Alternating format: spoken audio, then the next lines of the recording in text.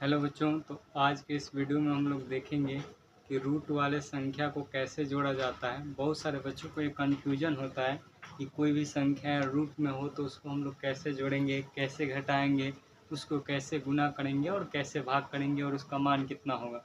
बहुत सारे बच्चों को कन्फ्यूजन होता है। तो आइए हम लोग देखते हैं। सबसे पहले हम लोग देखेंगे जोड़ को, फिर हम लोग घटाव को देखेंगे, फिर गुना और फिर भाग को। तो देखिए वो रूट वाले संख्या को कैसे जोड़ा जाता है। तो सबसे पहले हम लोगों के पास है √2 और प्लस 3√2।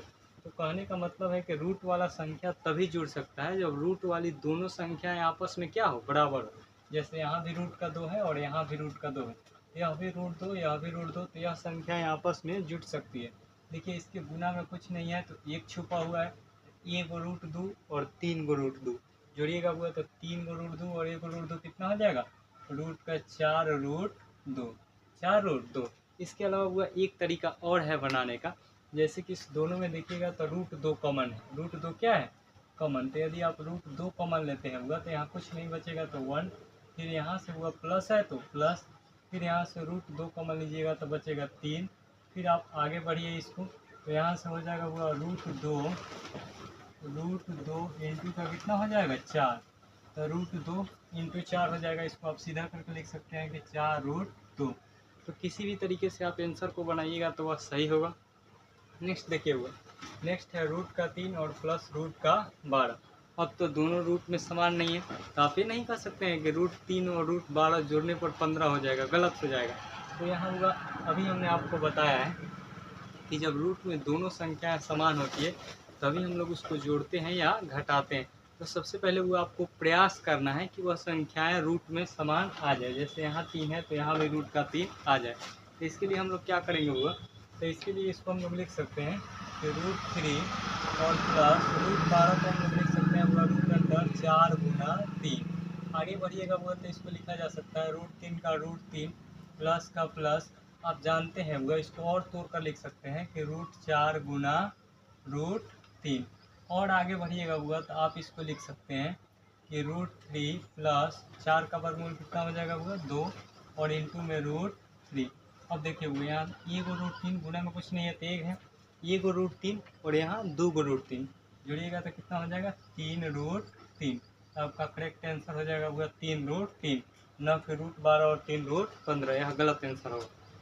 नेक्स्ट देखिए हुआ, नेक्स्ट है आपके पास √5 प्लस √125। तो हमने आपको कहा है कि हमेशा प्रयास करने हैं कि रूट की दोनों संख्याएं आपस में क्या आ जाए, समान। तो प्रयास करें, यदि समान है तो जुटेगा, समान नहीं है तो नहीं जुटेगा। तो देखिए वो इसको हम लोग लिख सकते हैं कि √5 और प्लस √125 को लिखा जा सकता है हुआ कि √25 × 5।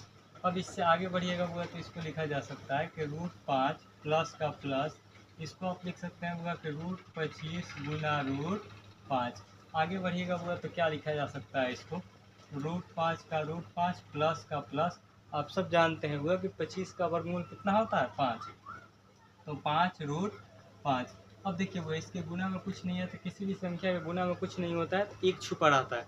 तो यहाँ हुआ 1 √5 और यहाँ 5 √5 जोड़िएगा तो कितना हो जाएगा हुआ 6√5, 6√5। नेक्स्ट आपका फाइनल आंसर हो जाएगा हुआ 6√5। नेक्स्ट क्वेश्चन है वो 4 नंबर।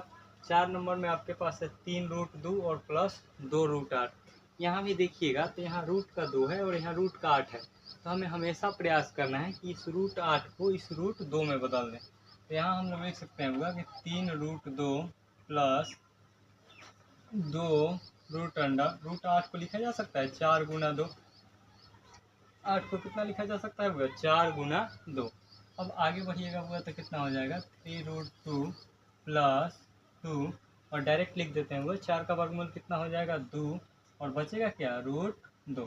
और आगे बढ़िएगा हुआ तो कितना हो जाएगा 3√2 प्लस 2 दूना 4 और √2 है तो √2।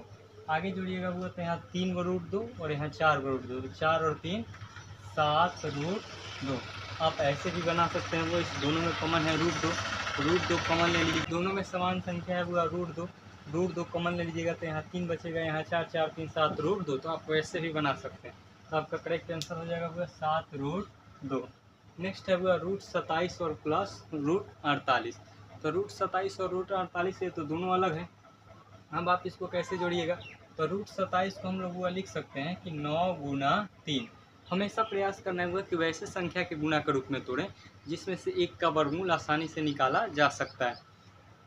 तो हम लोग 27 को लिख सकते हैं वो रूट अंडर 9 गुने 3, प्लस है तो प्लस।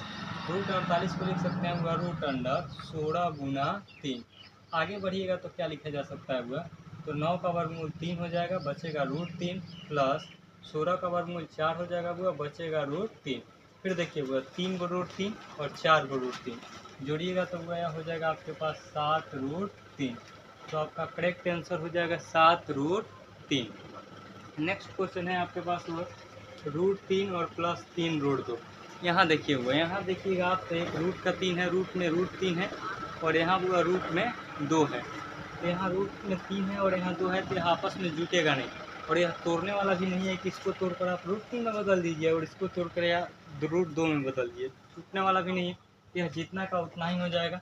इसको आप इतना ही लिख सकते हैं, इसको ही नहीं लिख सकते हैं कि 3 और रूट 3 2 5, तो गलत हो जाएगा। इसको आप लिख सकते हैं कि रूट 3 और प्लस 3 रूट 2, यही आपका आंसर होगा। क्योंकि रूट में जब वह संख्याएं समान रहेंगी तभी जुटेंगी या घटेंगी, अन्यथा वैसे ही रह जाएंगी। नेक्स्ट लास्ट क्वेश्चन है वो 5 रूट 2 और प्लस रूट 32। तो 7 नंबर क्वेश्चन यहाँ बना देते हैं। 5 रूट 2 हुआ तो क्या लिखा जा सकता है, 5 रूट 2 और इसको तोड़कर रूट 2 में बदला जा सकता है हुआ। तो हम लोग लिख सकते हैं हुआ किसको, हम लोग लिख सकते हैं रूट 32 को हुआ कि रूट अंडर 16 गुना 2। आगे बढ़िएगा हुआ तो कितना हो जाएगा, 5 रूट 2 प्लस 16 का वर्गमूल 4 और रूट 2। देखिए हुआ 5 को रूट 2 और यहाँ कितना है 4 रूट 2, इस दोनों को जोड़िएगा तो 5 4 9 रूट 2। तो आपका फाइनल आंसर हो जाएगा वो 9 रूट 2। तो आज के लिए इतना ही हुआ। नेक्स्ट वीडियो में हम लोग देखेंगे कि इसका मतलब सब्ट्रैक्शन कैसे करेंगे, फिर मल्टीप्लिकेशन कैसे करेंगे, फिर डिवीजन कैसे करेंगे।